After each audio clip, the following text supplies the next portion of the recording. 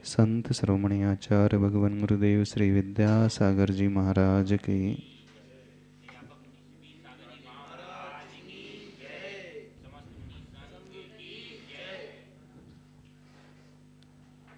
एक विषय जो हम विगत दिनों से ले रहे थे, इमोशनल इंटेलिजेंस का, इमोशनल क्वोशेंट अथवा अपने भावनाओं का सूचकांक। हमारे भाव कैसे होते हैं, क्यों होते हैं, कब होते हैं, कहाँ होते हैं, उसकी इंटेंसिटी कितनी होती है,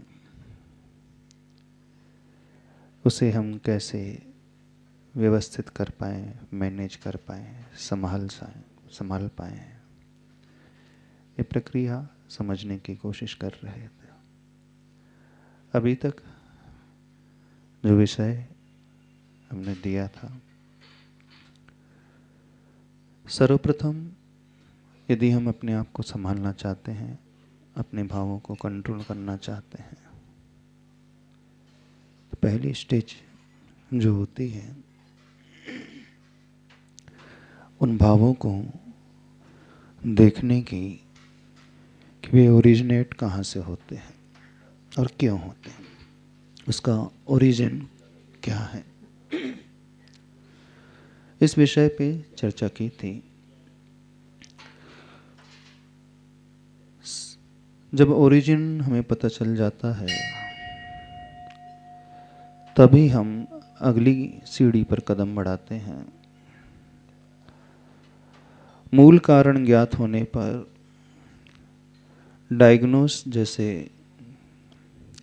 किसी पेशेंट को कर लिया जाता है, तो फिर उसका ट्रीटमेंट जो है प्रॉपर शुरू हो जाता है। ऐसे ही भावों को संभाला बाद में जाता है।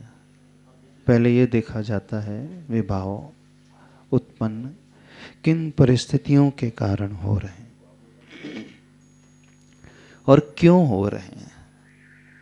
पहले उस रूट कॉज को हम एनालाइज करना सीखें, और उसका एनालिसिस शुरू होता है सेल्फ रिफ्लेक्शन से, माइंडफुलनेस से, सेल्फ अवेयरनेस से। इस विषय पर भी चर्चा बहुत गहराई में कर चुके हैं। अब कई लोग ये प्रश्न करते हैं, हमें पकड़ में तो आ जाता है कि हमारे भाव, फिर वो क्रोध के हों, राग के हों, ईर्ष्या के हों, द्वेष के हों, चिंता के हों, दुख के हों, शोक के हों, भय के हों, अथवा ईगोइस्टिक हो, किसी भी प्रकार के क्यों न हों, बुरे हों अथवा अच्छे हों, कई बार इस समझ में आने लगता है कि यह भाव हमारे भीतर पैदा हो रहे हैं। यह भी हमें समझ में आता है कि नहीं होना चाहिए, लेकिन समझ में आने के पश्चात हम उसे कैसे सुव्यवस्थित बना पाएं, कैसे उन्हें हम कंट्रोल कर सकें, उस विधि को थोड़ा सा अच्छे से समझना है। एक तो जो हमेशा अलर्ट रहते हैं, जागृत रहते हैं, वो उन लोगों की भांति होते हैं जो बीमारी पैदा ही नहीं होने देते हैं। मेडिकल साइंस में कहा जाता है prevention is better than cure. यदि हम प्रिवेंशन समझ लें, कैसे इसकी हम रोकथाम कर सकते ये समझ लें, तो उससे बहुत अच्छा है जब दवाई आदि लेने की स्टेज जब आए। लेकिन हर व्यक्ति इतना सक्षम होता नहीं, कैपेबल नहीं होता है कि पहले ही वह प्रिवेंट कर जाए। जो संयमी होता है व्यक्ति, जो बहुत माइंडफुलनेस वाली प्रैक्टिस करना जानता है, जो हमेशा जागृति में जीता है, उसका एक्सीडेंट कभी नहीं होता है। उसी गाड़ी का एक्सीडेंट होता है जिसका ड्राइवर जो है केयरलेस हो जाता है अथवा निद्रा में आ जाता है, झपकी लग जाती है, अथवा नशे में वो आ जाता है, अथवा वो रैश ड्राइविंग करता है, तभी एक्सीडेंट होता है कि और भी कोई कारण है? हाँ, एक कारण ये भी हो सकता है आप ड्राइविंग बड़ी अच्छी कर रहे हैं लेकिन ब्रेक ही फेल हो जाए तो सिचुएशन आपके कंट्रोल में नहीं रहती है। पर ये बहुत रेयरली होता है कि गाड़ी का स्टीयरिंग अथवा क्लच वायर ही टूट जाए, कुछ ऐसी सिचुएशन क्रिएट हो जाए जो हमारे कंट्रोल में नहीं होती है, उसे हम कुछ नहीं कर सकते। लेकिन हमारे कंट्रोल में जो है उसे हम प्रॉपरली मैनेज तो अवश्य कर सकते हैं। अब जैसे आप उस सिचुएशन को समझ ले लेते हो कि मुझे ड्राइविंग बड़ी अच्छे से करना है, तो जब ड्राइविंग अच्छे से करना है तो पहले से ही आप सर्विसिंग आदि करा करके रखते हो। ठीक वैसे ही हमारी बॉडी भी एक व्हीकल की ही भांति होती है, और हम जो सोचने वाले हैं, देखने वाले हैं, जानने वाले हैं, समझने वाले हैं, एक ड्राइवर की भांति होते हैं। तो इस बॉडी को कैसे ड्राइव करना, और दूसरी एक बॉडी होती है, बड़ी सूक्ष्म बॉडी होती है, वो हमारी मन की बॉडी होती है। मन का एक शरीर होता है, मानस शरीर जिसे कहा जाता है, वो भी एक गाड़ी की ही भांति होती है। उसे भी हम बड़ी अच्छे से ड्राइव करना सीखें तो जैसे ड्राइव करना प्रॉपरली समझ लेता है, उसकी गाड़ी का एक्सीडेंट नहीं होता है। तो हमें दो बातें समझना है। कई बार हमारे परिणाम हमारे शरीर को लेकर के भी खराब होने लगते हैं। जब व्यक्ति बहुत ज़्यादा बीमार पड़ने लगता है, वेदना होने लगती है, अथवा उसकी बॉडी का रेजिस्टेंस पावर बड़ा वीक होता है, छोटा छोटा सा मौसम बदलता है तो उसे बीमारी हो जाती है, तो भी अपने परिणाम को वह संभाल नहीं पाता है। एक ऐसी स्थिति भी होती है, वो चाहता है कि मैं अपने भावों को बहुत कंट्रोल रखूं, लेकिन शारीरिक अक्षमता इतनी होती है, बहुत ज़्यादा उसे भूख लग रही हो, प्यास लग रही हो, अथवा इस प्रकार का उसने फूड ले लिया हो, तामसिक आहार लेने पर भी, तामसिक भोजन लेने पर भी व्यक्ति का कंट्रोल अपने भावों पर नहीं रहता है। नशीली वस्तु के सेवन करने पर भी उसका कंट्रोल नहीं रहता है। होता है ना ऐसे? तो हमें यह भी देखना है, यदि हम अपने भावों को, इमोशंस को संभालना चाहते हैं, तो हमें दो फील्ड पर, रादर तीन फील्ड पर काम करना होगा। एक एक्सटर्नल स्थूल शरीर जो है उस पर काम करना होगा, उसे प्रॉपरली सर्विसिंग करना होगा। तो उसकी सर्विसिंग होती है हमारे इंटेक पर डिपेंड करती है, हम क्या इंटेक लेते हैं, फूड इंटेक कैसा होता है। दूसरी चीज जो हमारा सूक्ष्म शरीर होता है, मानस शरीर होता है, अथवा हमारा मन होता है, वो भी एक बॉडी ही है। हमें यह भी देखना है कि हमारा मन कब कब खराब होने लगता है, क्यों, कब कब उस द्वेष के भाव, राग के भाव, ईर्ष्या के भाव, इमोशंस, चिंता वाले, शोक वाले, एंग्जाइटी वाले, फियर वाले पैदा होने लगते हैं। तो हम इस मन रूपी बॉडी में क्या इंटेक दे रहे हैं, यह भी हमें समझना होगा। इसका इंटेक कैसे होता है? मन का इंटेक हमारी इंद्रियों से होता है, 5 सेंसेस जो हैं, है ना। हम क्या देखते हैं, जैसा दृश्य हमें दिखने लगता है, हम शांत बैठे हैं, एक लड़ाई का दृश्य दिखने लगा, परिणाम उद्वेलित होने लगे। एक गंदा सा दृश्य देखने लगता है व्यक्ति, कचरा पड़ा है, गंदगी पड़ी है, ग्लानि का भाव उसके भीतर, वैसे इमोशंस पैदा होने लगे। एक सुंदर दृश्य देखता है, राग का भाव उसके भीतर, पैदा होने लगा।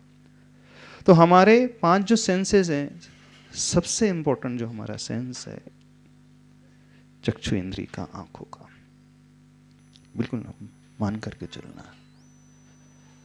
इवन मेडिकल साइंस भी कहता है 72 to 80% जो हमारे माइंड में विचार आते हैं, भाव पैदा होते हैं, इमोशंस पैदा होते हैं, उसमें जो 70 से 80% रोल होता है हमारी आइज का।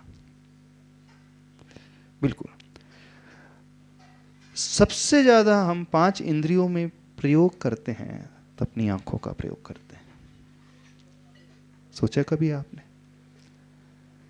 हियरिंग की जब बात आती, ज़्यादा सुनता नहीं है व्यक्ति, उसमें वो राग का भाव ज़्यादा पैदा नहीं होता उस समय, अथवा ज़्यादा द्वेष का भाव पैदा नहीं होता। होता है, मानते हैं।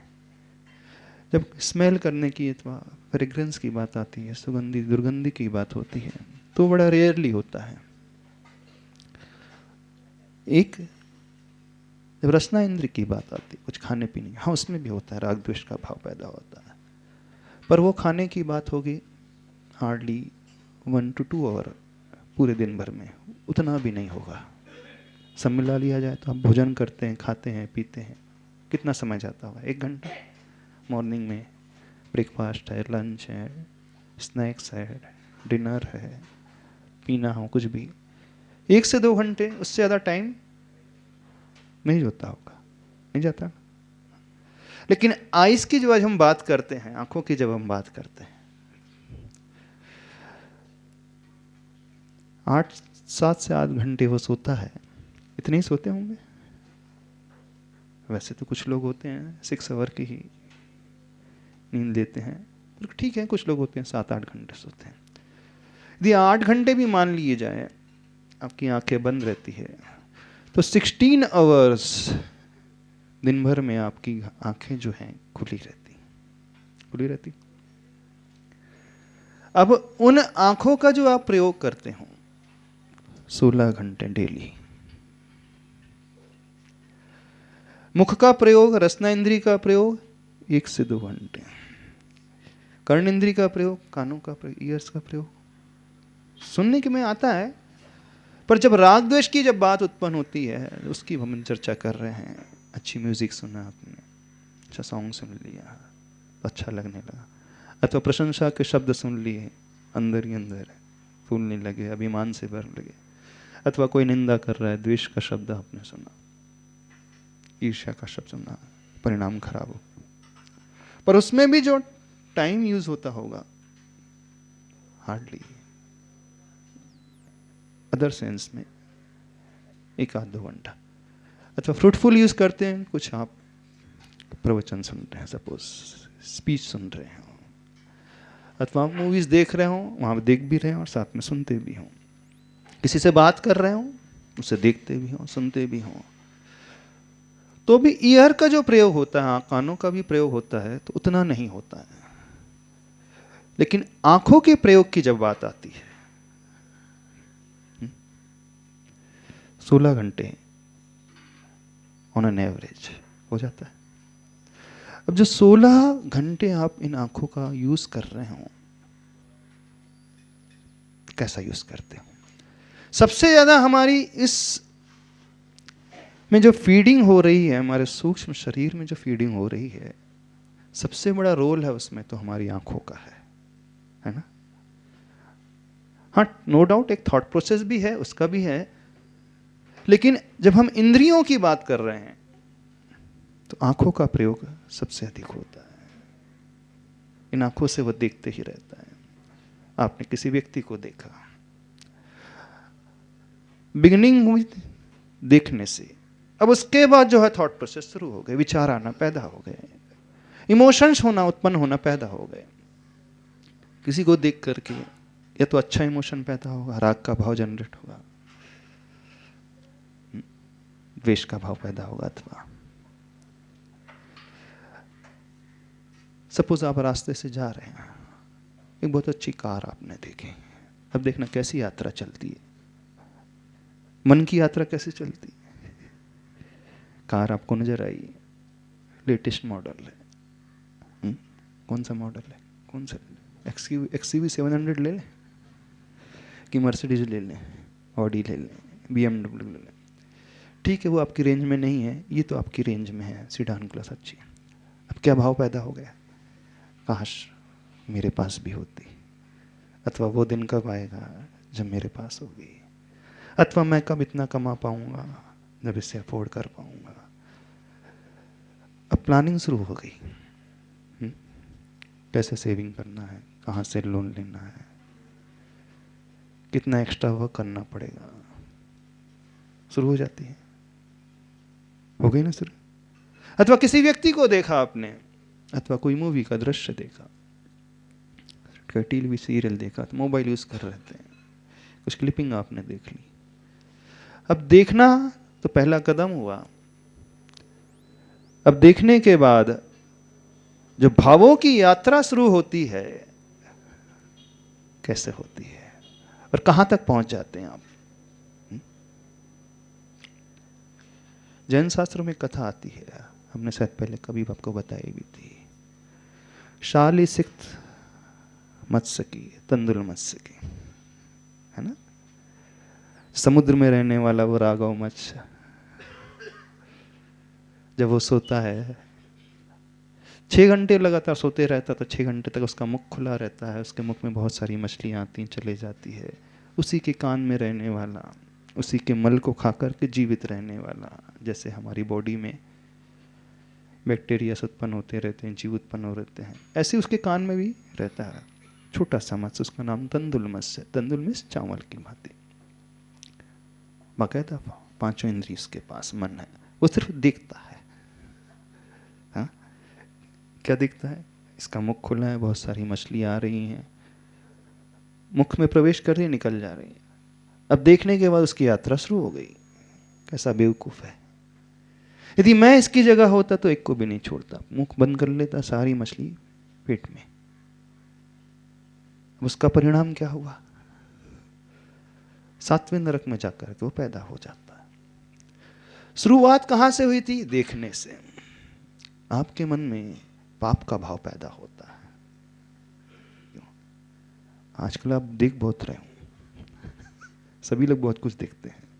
जब से मोबाइल आया है, हैंड सेलफोन आया है, दिन भर लगे ही रहते हो, लगे रहते हो ना। पहले देखने के लिए दृश्य कम रहते थे, बिजी रहता था व्यक्ति, कहीं पर भी, ऑफिस में बिजी है, बिजनेस में बिजी है, घर में बिजी है, तो काम में ही व्यस्त हो जाता था। लेकिन अब आपके साथ आपकी दुनिया आपके ही टेबल पर है, आपके लैपटॉप पर है, आपके मोबाइल पे है।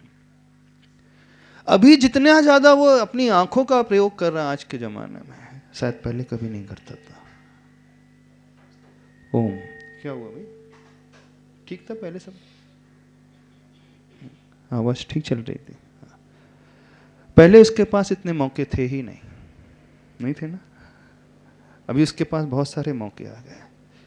तो जो इमोशंस हमारे भीतर पैदा होते हैं, सबसे ज्यादा कंट्रीब्यूशन होता है उसमें तो हमारी आईज का कंट्रीब्यूशन होता है। और उसी आईज के प्रयोग से हम अच्छे अथवा बुरे भाव अपने मन में पैदा करते चले जाते हैं। तो जो ओरिजिनेशन का मूल रूट कॉज है हमारी आईज। तो क्या हम आंख फोड़ ले अपनी? कुछ लोग ऐसे भी हुए हैं, सूरदास जैसे हुए हैं, ऐसे हुए हैं। बोले इन आंखों से बहुत पाप होता है। तो एक व्यक्ति ने क्या किया, अपनी आंखों को ही फोड़ लिया। बोले आंखें खतरनाक, आंखें ही नहीं रहेंगी तो पाप ही नहीं होंगे। अब वो भी समझ नहीं पाया। आंखें तो, आईज तो सिर्फ एक मीडियम होती है, माध्यम होती है, होता सारा कार्य मन से है।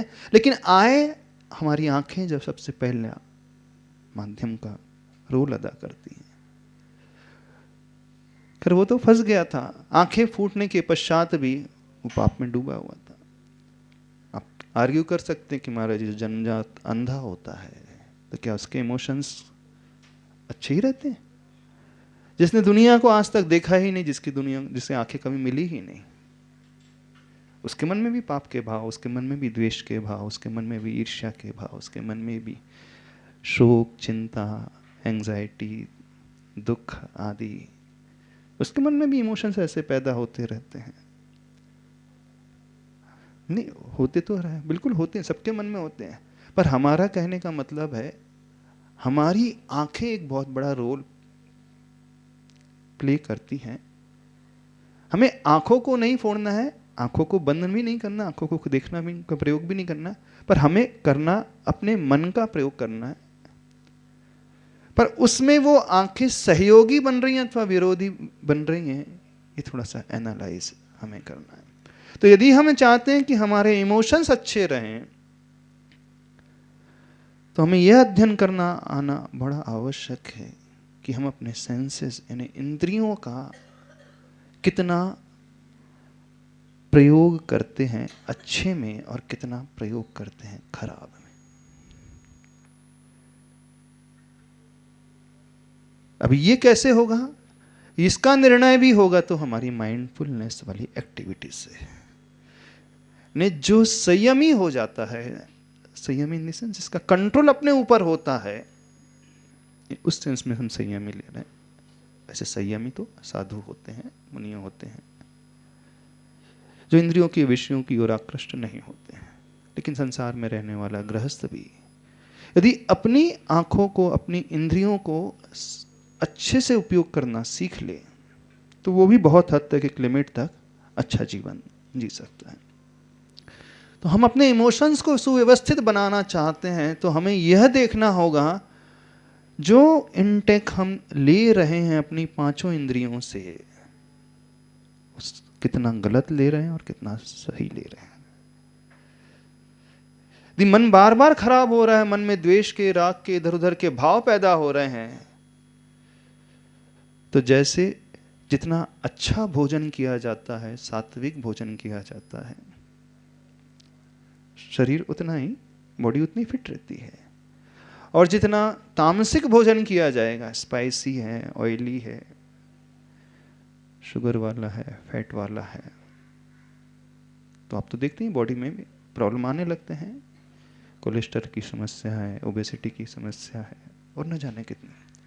तो जैसे अपनी बॉडी को फिट रखने के लिए आप अपने फूड को कंट्रोल करते हो, ऐसे अपने इमोशंस को सुव्यवस्थित रखने के लिए हमारे मन का जो भोजन है, जो पांच इंद्रियों से होता है, और नो डाउट इंद्रियों के बिना भी होता है, जो हमारी स्मृति से होता है। जब आप रात के अंधेरे में अकेले बैठे हों, तब बिस्तर पर लेटे हों, तब भी इमोशंस पैदा होते रहते हैं, नहीं होते? होते रहते हैं। वो स्मृति जो हो चुकी है, जो हमारी मेमोरी बन चुकी है, मेमोरी में हमने जो भी फीड किया था, उसमें भी जो प्राइमरी कॉज था हमारी इंद्रियां ही थी। ठीक है? अब यदि मेमोरी खराब है, तब हमें यह पुरुषार्थ करना होगा कि उस मेमोरी को हम रेक्टिफाई करें, सही करें, उसमें अब अच्छा फीडिंग करने की कोशिश करें। तो मेन हमें इस बात को समझना है, हम क्या दे रहे हैं अपने शरीर को, अपने मन को। ये हमारे कंट्रोल में है। गाड़ी का ब्रेक खराब हो जाना, क्लच वायर टूट जाना, एक्सीलेटर ठीक नहीं रहना, ऑल ऑफ सडन कुछ हो जाना, वो बियॉन्ड कंट्रोल था। लेकिन हमें यह समझना, हमारे कंट्रोल में जो है, हम उसमें से कितना कर रहे हैं। करते हो आप लोग कि नहीं करते? बताइए, करते हो कि नहीं? महाराज जी इतना सोचते ही कहाँ है।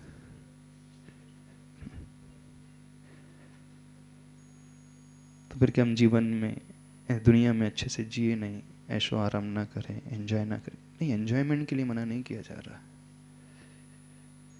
यदि अपने भावों को सुव्यवस्थित बनाना है, तो पहले हमें यह भी देखना होगा, एक अध्ययन। अब जो मेन चीज, इससे बड़ी चीज आती है, वो हमारी थॉट प्रोसेस ही है। देखिए, भाव सबसे लास्ट नंबर में आते हैं। शास्त्रों के अनुसार भी हम समझने की कोशिश करें, द्रव्य, क्षेत्र, काल और भाव। तो भावों को पैदा करने के लिए क्षेत्र का भी इंपॉर्टेंस होता है, टाइमिंग का भी इंपॉर्टेंस होता है, और द्रव्य का भी इंपॉर्टेंस होता है। अभी जिसका डिस्कशन हम कर रहे थे वो द्रव्य की कैटेगरी में आएगा। द्रव्य मीन्स फिजिकल ऑब्जेक्ट्स, वस्तु, बॉडी, भोजन, देखना, सूंघना, सुनना, खाना, पीना, ये सब द्रव्य की कैटेगरी। जैसे आप धर्म करते हैं ना, पूजा करते हैं, तो आप बोले द्रव्य चढ़ा रहे हैं, है ना। द्रव्य क्या कहते हैं आप? चावल को आप द्रव्य कहते हैं। जल आदि है, फूल आदि है, जो भी वटेवर, वो द्रव्य है। एक वो द्रव्य कहलाता है। द्रव्य का अर्थ हुआ मैटर, पुद्गल, जड़ वस्तु, जो इसमें स्पर्श रस गंध वर्ण होता है, जो विजिबल होता है, हमारी इंद्रियों का विषय होता है, उसे हम द्रव्य कहते हैं। तो हमें यह समझना होगा कि उस द्रव्य का इफेक्ट हमारी इस फिजिकल बॉडी पर कितना हो रहा है, हमारे मन पर कितना हो रहा है, फिर बाद में हमारे आत्मा पर कितना हो रहा है। तो द्रव्य को सुव्यवस्थित हमें बनाना है, ये हमारे हाथ में। दूसरा फैक्टर आता है क्षेत्र का। क्षेत्र में समझते हो, स्पेस, जहां आप रहते हो। मंदिर में आकर के बैठे हैं, आपके इमोशंस अच्छे रहते हैं। इसी टाइम पे यदि आप टीवी के सामने बैठे होंगे, बेडरूम में होंगे, किचन में होंगे, डाइनिंग रूम में होंगे, किसी से बात कर रहे होंगे, ऑफिस में होंगे, वहां नहीं होंगे इतने अच्छे। क्यों?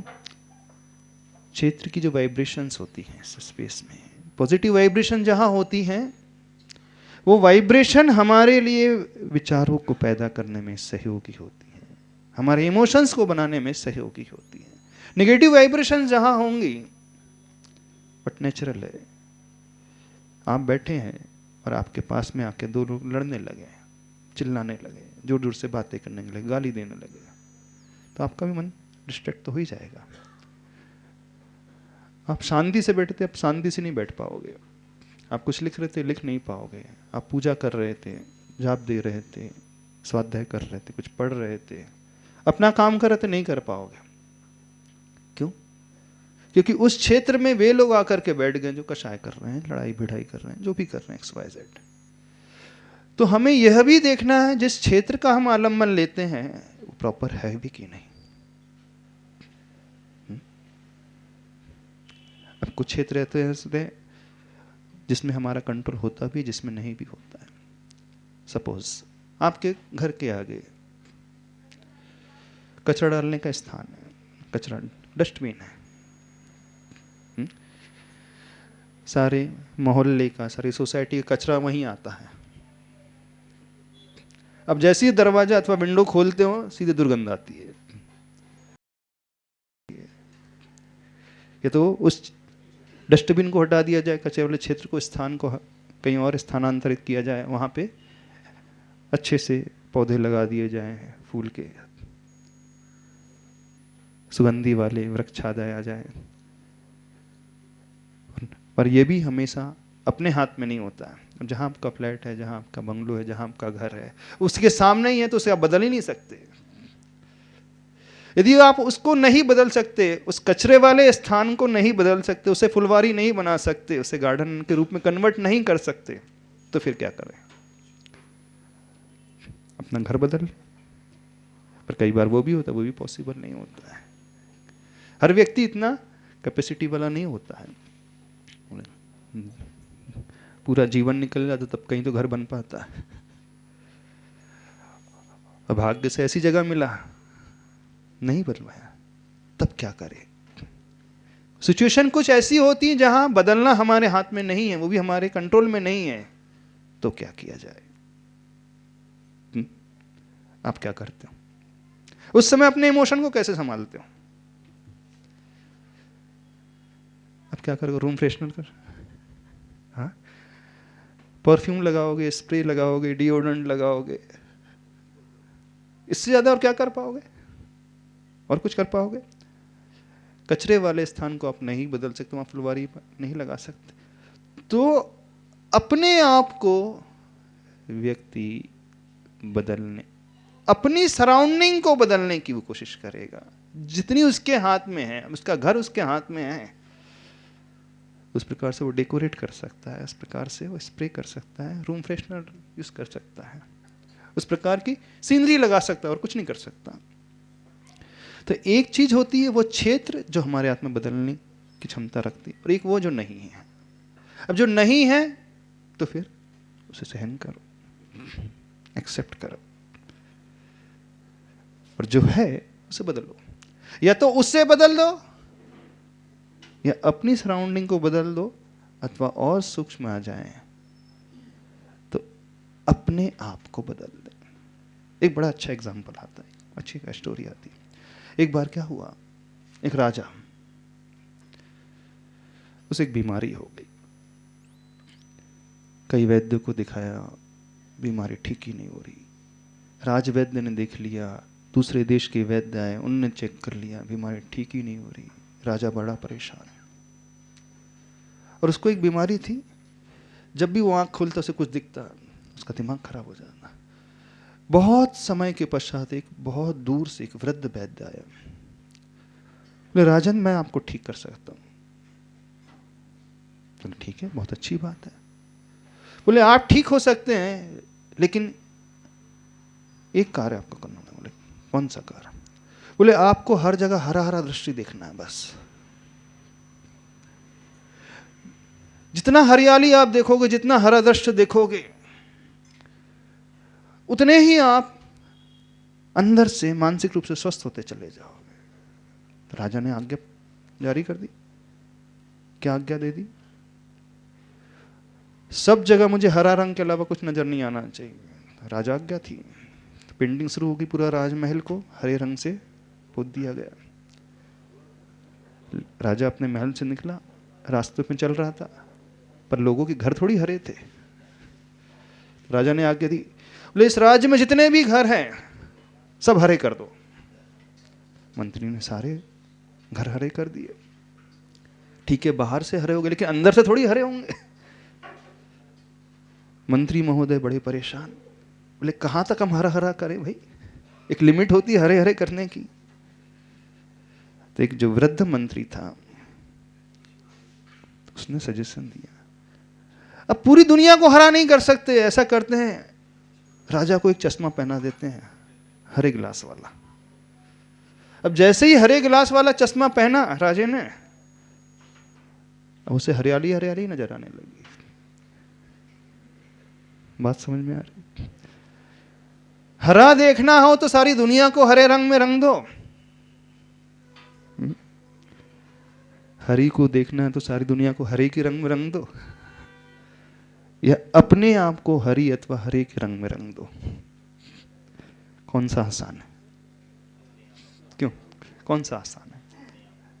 सारी दुनिया को, सारे क्षेत्र को हरे रंग में रंग दें। हाँ, सारी गलियों को हम सुधार दें, सारे सड़कों को हम सुधार दें, सारे घरों को हम सुधार दें, सारी सराउंडिंग को हम सुधार दें, वो तो है ही नहीं।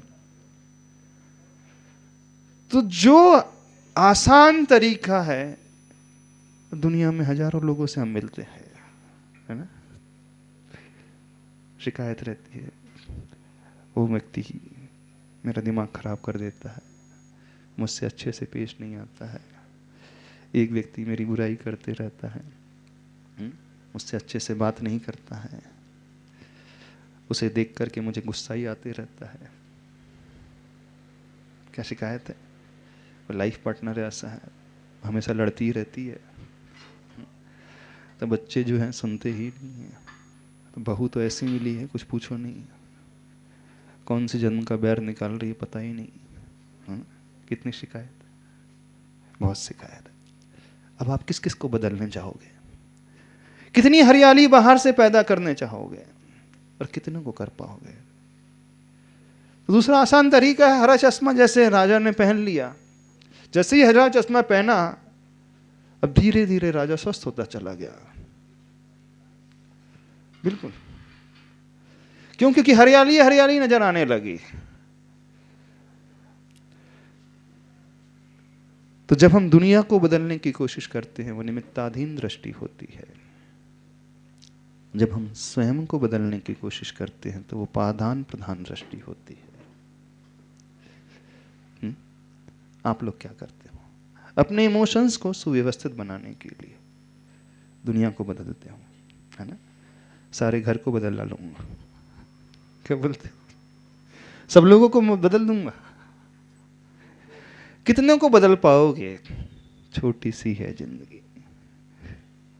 अरे आप अपने आप को नहीं बदल पा रहे हो तो क्या एक्सपेक्ट करते हो?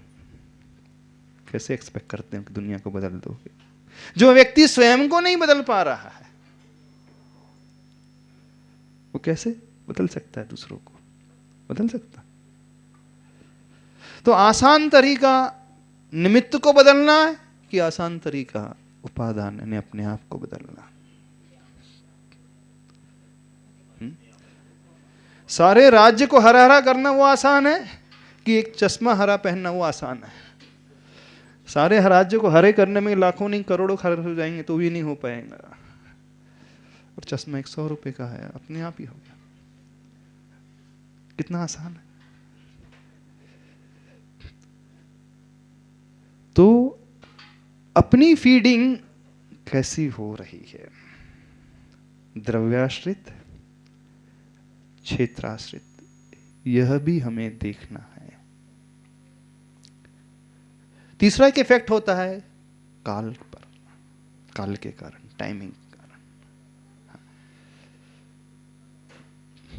जो हमने दूसरी बात कही, जब आपको किसी पर्टिकुलर क्षेत्र में, स्थान में जाकर के ही कुछ ऐसा होने लगता है तो कोशिश करें, या तो उस क्षेत्र को बदल सकते, इतनी हिम्मत है, इतनी कैपेसिटी है तो बदल दो, लेकिन बहुत डिफिकल्ट है, वो हो नहीं पाता। आप कहां कहां तक घर बदलते रहोगे, अफोर्ड नहीं कर पाओगे। तो अपने आप को बदलना। फिर काल को लेकर के जब बात आती है, काल विशेष में कुछ इमोशंस अच्छे पैदा होते हैं, कुछ इमोशंस बुरे पैदा होते हैं। एक ऐसी भी रिसर्च हुई है, डॉक्टर्स की टीम ने देखा कुछ ऐसे पेशेंट्स होते हैं जब फुल मून डे आता है अथवा अमावस्या आती है, पूर्णिमा अथवा अमावस्या का पीरियड आता है, कुछ लोगों के परिणाम बहुत ज्यादा खराब होने लगते हैं। जब पूर्णिमा का समय आता है तो समुद्र में ज्वार भाटा है ना, तो पूर्णिमा के कारण वो चंद्रमा की रेस का इफेक्ट उसके माइंड पे होने लगता है। कई पेशेंट ऐसे पाए गए जब जब जैसे वो कहते हैं 14 पूर्णिमा के समय है अथवा अमावस के समय जब 14 आती है, उन दिनों में वो बहुत ज्यादा वोलेटाइल हो जाते हैं, उनके परिणाम बहुत ऊपर नीचे होने लगते हैं, वो अपने आप को कंट्रोल नहीं करने पड़ते, बहुत गुस्सा करने लगेंगे, चिड़चिड़ाहट उनके भीतर पैदा होने लगेगी। उसमें उनका दोष एकदम से नहीं है, उसमें जैसे ज्वार भाटा जो उठ रहा है उसमें समुद्र का दोष नहीं है, वो चंद्रमा के कारण हो रहा है साइंस के हिसाब से। तो यदि इस काल विशेष को लेकर के पर्टिकुलर जो नक्षत्रों का योग होता है, उसके कारण उसमें से निकलने वाले रेडिएशन अथवा रेस के कारण थॉट प्रोसेस जो है ऊपर नीचे होने लगती है। होता है, काल का बिल्कुल असर होता है। इसलिए शास्त्रों में कहा है कि चतुर्दशी के समय, पर्व विशेष के दिनों में, खासकर उन दिनों में आप लोगों को उपवास करना चाहिए, व्रत रखना चाहिए, एकासन रखना चाहिए अथवा हरी आदि नहीं खाना चाहिए, क्योंकि पूर्णिमा के समय जल तत्व, वाटर एलिमेंट अपने आप बढ़ने लगता है बॉडी में, तो हरि को कंट्रोल करने से वो वाटर एलिमेंट जो जल तत्व कंट्रोल होने लगता है। बिल्कुल फैक्ट है। एक वो हो गया ग्रह नक्षत्रों की दशा के कारण आपके इमोशन से ऊपर नीचे हो रहे हैं, और एक ये होता है रात के समय, बट नेचुरल है, परिणाम खराब होने की संभावना ज़्यादा रहेगी। ब्रह्म मुहूर्त में मॉर्निंग का जो समय होता है 4-5 बजे, उस समय स्वतः ही व्यक्ति के परिणाम अच्छे होने लगते हैं। क्यों?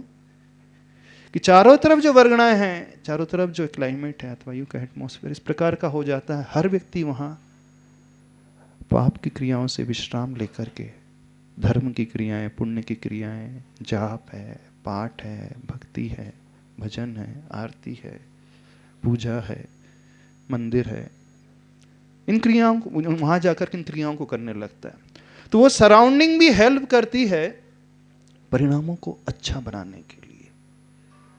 अब ये आपको स्टडी करना स्वयं कि कौन से काल विशेष में आपके परिणाम खराब हो रहे हैं, तो वैसा काल आते ही आप अपने आप को संभालने के लिए किसी ऐसी सराउंडिंग में चले जाएं जहां वातावरण बहुत अच्छा रह रहा हो, उन लोगों के साथ में उठने बैठने लगे जो बहुत अच्छी सोच वाले हैं, कुछ वैसा सुनने लगे जो आपको अंदर से मोटिवेट करने लगे, उस समय खासकर कुछ प्रवचन विशेष, अथवा ऐसे लोगों के साथ रहने लगे जिनका चरित्र बहुत उज्जवल है, जिनकी सोच, जिनका जीवन का ढंग बहुत अच्छा है, तो उस सराउंडिंग में आते ही भले ही वो काल आपके लिए विपरीत था, पर वो आपके लिए सराउंडिंग अच्छी साबित हो जाएगी। नहीं, दूसरा एक तरीका होता है, शास्त्रों में भी वर्णन आया है, साधुओं के लिए, हम लोगों के लिए कहा है, श्रमणों के लिए कहा है। यदि श्रमण अपनी चर्या सुधारना चाहते हैं, विशुद्धि बढ़ाना चाहते हैं, चारित्र उज्ज्वल बनाना चाहते हैं, तो उन श्रमणों के साथ रहें जो आपसे अधिक गुणवान हैं अथवा आपके समकक्ष हैं। तम्मा समम गुणादो गुणे ही व अधियम समनो, आचार्य कुंद कुंद देव ने प्रवचन सार ग्रंथ में लिखा है।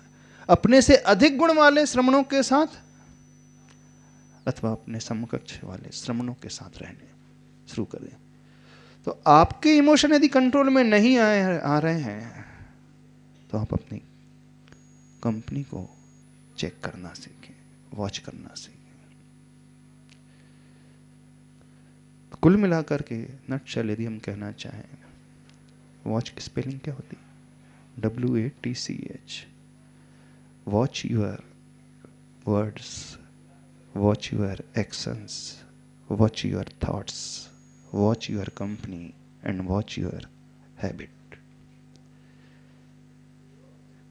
अपने वर्ड्स को वॉच करें, शब्दों को देखना शुरू करें, माइंडफुलनेस की बात आ जाएगी। जब हम माइंडफुलनेस की बात कर रहे हैं, जो व्यक्ति अपने वर्ड्स को वॉच करना सीख जाएगा, जो व्यक्ति अपने एक्शंस, क्रियाओं को वॉच करना सीख जाएगा, जो व्यक्ति अपने थॉट्स को वॉच करना सीख जाएगा, जो व्यक्ति अपनी कंपनी को, सराउंडिंग को, और जो व्यक्ति अपनी हैबिट्स को वॉच करना सीख जाएगा, वो फिर जो भी फीड करेगा अच्छा ही फीड करेगा एक्सटर्नली।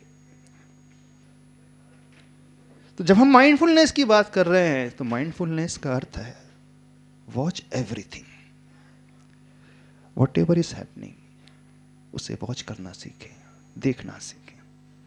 तो बड़ा अच्छा किसी का चिंतन है, हमने पढ़ा था, तो अपने शब्दों को, हमने जो पहले कहा था, हम ये देखें कि हम क्या सुन रहे हैं और हम क्या कह रहे हैं।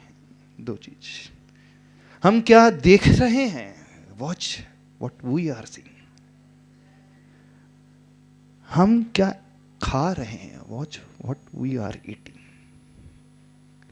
Watch what we are reading, हम क्या रीड कर रहे हैं, क्या हम पढ़ते हैं, क्या हम देख रहे हैं, क्या हम सुनते हैं, क्या हम बोलते हैं, क्या हम खाते हैं, और क्या हम सोचते हैं। तो जो व्यक्ति अपने मन की, अपने वचन की और अपने शरीर और इंद्रियों की हर एक्टिविटीज को वॉच करने वाला हो जाएगा, तो वो द्रव्य, क्षेत्र, काल और भाव चारों को वॉच करने वाला हो जाएगा, तो इमोशंस अपने आप उसके कंट्रोल में आते चले जाएंगे। समझ में आ रही बात? नहीं समझ में आ रही? तो उसके लिए क्या करना है?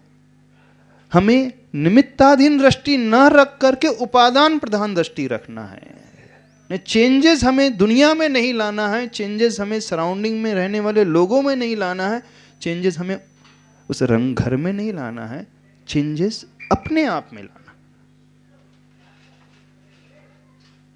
अपनी इंद्रियों को बदलो, जिससे हमारे परिणाम, हमारे भाव खराब हो रहे हैं, उस भोजन को समझने की कोशिश करो।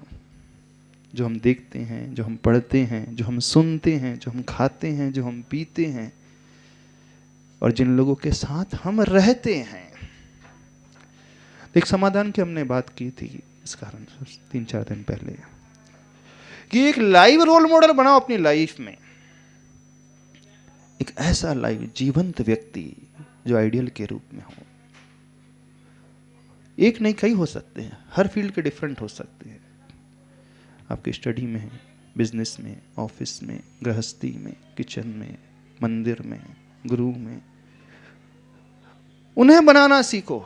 जब हम उन्हें बनाना सीख लेंगे तो बहुत कुछ अपने भीतर हम परिवर्तन ला सकते हैं। समझ में आ रहा है? तो क्या करना है? तो watch, just go on watching, देखते चले जाओ। क्या देखना? बस जो हम देख रहे हैं उसे देखना, जो हम सुन रहे हैं, जो हम खा रहे हैं, जो हम सूंघ रहे हैं, जिसे हम छू रहे हैं, जिनके साथ हम रह रहे हैं, बड़ा इफेक्टिव टूल है। बहुत अच्छा आप परिवर्तन फील करोगे। आज से समय हो गया है, इतना ही रखते हैं। इस विषय को थोड़ा सा और बाद में अच्छे से देख लेंगे।